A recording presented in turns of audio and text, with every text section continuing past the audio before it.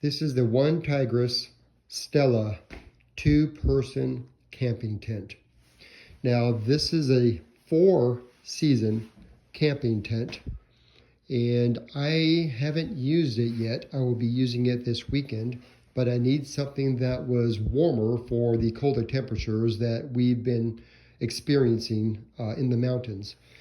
But I'm not going to do a review on this tent because there are several YouTubers out there that are doing great reviews on camping equipment and also on this tent. So you'll find several reviews about this tent if you want information about it, quality, build, how to set it up, so on and so forth. But my concern about this tent was when I was practicing in my garage on how to set this thing up, I was looking at these guy lines that came with it. So this is one of 4 lines that come with the tent that you attach the rainfly to a stake. And I've never seen these before. I didn't know how they operated. I didn't know they even existed.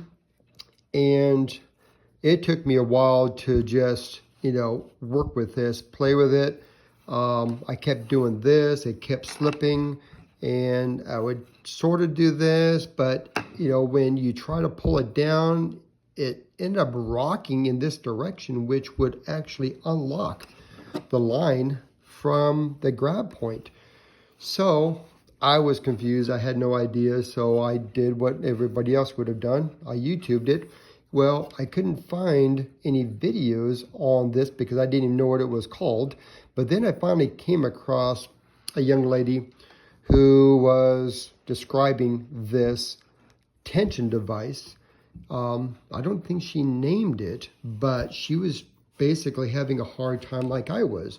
She wasn't convinced that it was supposed to be used this way. And she kept doing this, but she said that when she tried to use it, the tension would unlock and it would just come loose like this. So she wasn't convinced that this was the proper way of securing the guy line. That somewhat works, and this is how she was describing it. But then she said if you lose this little bite right here, you just end up getting too much slipping action going on.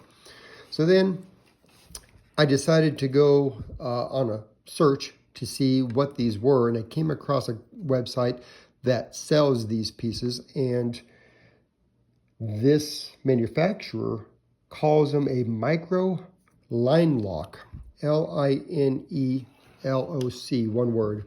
Well, on that website, they describe how this line is supposed to go through this hole on the back. I call this the back. But they describe this stop knot is supposed to be on top and not the bottom. So, easy enough.